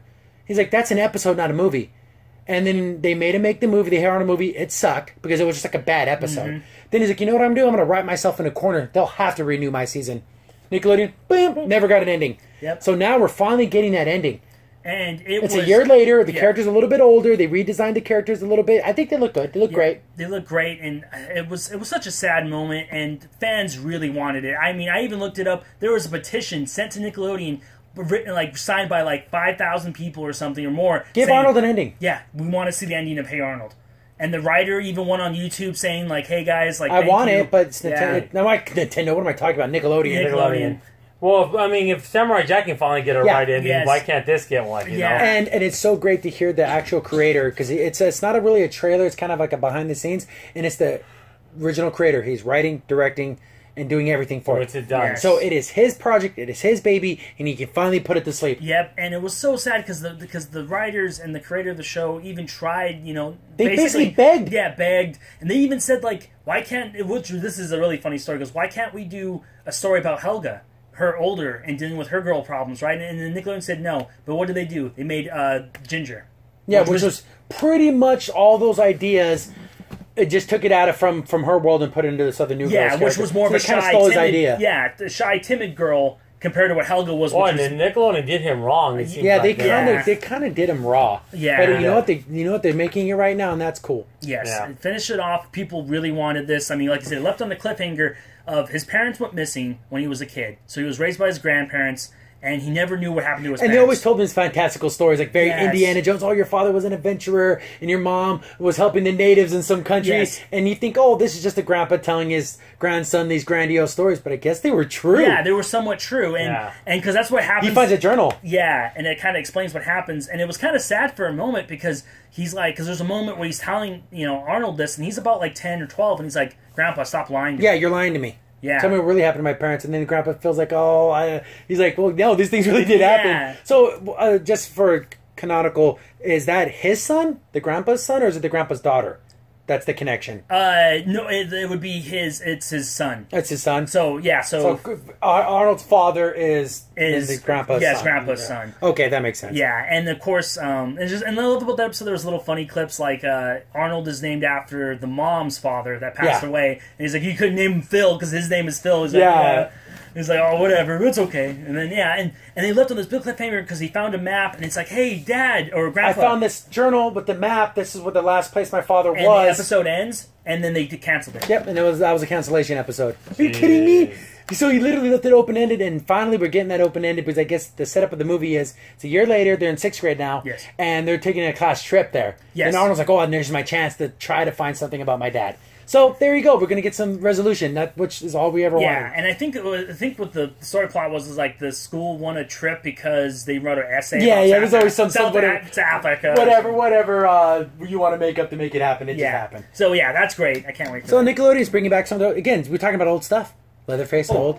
Yeah, because we're nostalgia kind of a little bit on that. I mean, we love the classic stuff. Oh, sorry, I was going to say one more thing about Rocco. Is that I think the reason why we love him so much is because he's this lovable loser that has all these weird quirks, and even like in the Nickelodeon art book I got one time, it actually showed like art designs and ideas for him. And the funny thing is, they said one of the things they got the idea for Rocco was having a little Woody Allen in him. Yeah, because he's that neurotic weirdo. Yeah. This is not It's not a kid's cartoon. No, it's not. There's an episode where Rocco needs a job. So he's doing a bunch of odd jobs, right? He ends up working at a sex hotline.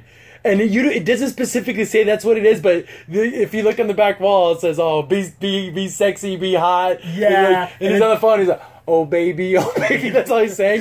And then he's talking on the phone, and it's his neighbor. Yeah. He's like, "Rocco, is that you?" Oh, and he's saying on the phone. Exactly. It's not a kids show. This is not for little kids. Yeah, and that's what I loved about him because it was weird because It came from that Ren and Stimpy era, Yeah. where you had dirty things in kids' cartoons. Oh, yes, really exactly. It was weird. It was funny. Yeah, it was, I'm glad to Beavis see and it Butthead, back. that Yeah, kind of- I'm glad to see it come back. It's cool. yeah. So fun.